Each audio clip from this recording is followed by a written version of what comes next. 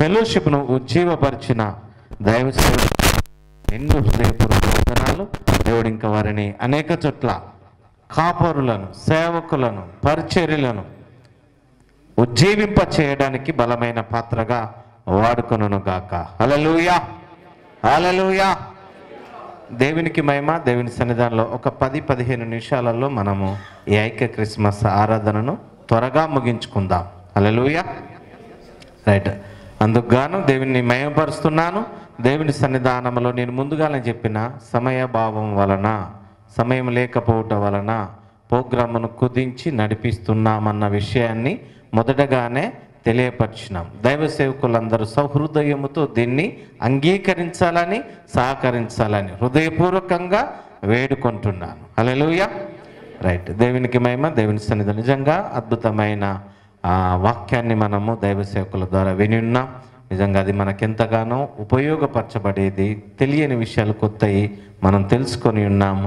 కాపరుల యొక్క విశిష్టతను, వారి పనిని, వారు చేయవలసిన బాధ్యతను సవివరంగా మనకు వివరించబడ్డది. అది దేవుని స్వరమే, అది దేవుని యొక్క మహిమ కలిగిన స్వరమే. హల్లెలూయా. ఆ రీతిగా నడుచుకోవడానికి ఇక్కడ నుండి తీర్మానం చేసుకొని కదులుదాం. ఈ విషయాలను మన పరిచర్యలో, మన ఆత్మీయ జీవితంలో తొలగిపోకుండానట్లుగా, అది స్థిరపరచబడినట్లుగా దైవ సేవకులు శామ్ సురేంద్రయ్య గారు, వారు మన గౌరవ సలహాదారులలో ఒకరు, ఈ అంశాల కొరకు ప్రార్థనలో నడిపిస్తారు. వారిని ప్రేమతో ముందుకు ఆహ్వానిస్తున్నాను. ప్రార్థన చేసుకుందాం.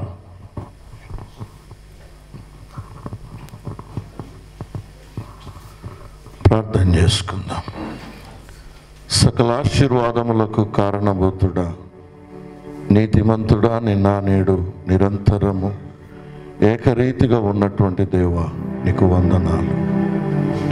తండ్రి, కాపరి పట్ల నువ్వు ఏ బాధ్యత కలిగి ఉన్నావో, ఏ విధమైనటువంటి ఉద్దేశం కలిగి ఉన్నావో అయ్యా, సూటిగా స్పష్టంగా మాతో నువ్వు మాట్లాడినందుకు నీకు వందనాలు. కాపరులముగా మేమేం చేయాలో అయ్యా నాయన, మీ దాసుని ముఖాంతరంలో నుండి మాతో మాట్లాడారు. దేవానికి వందనాలు.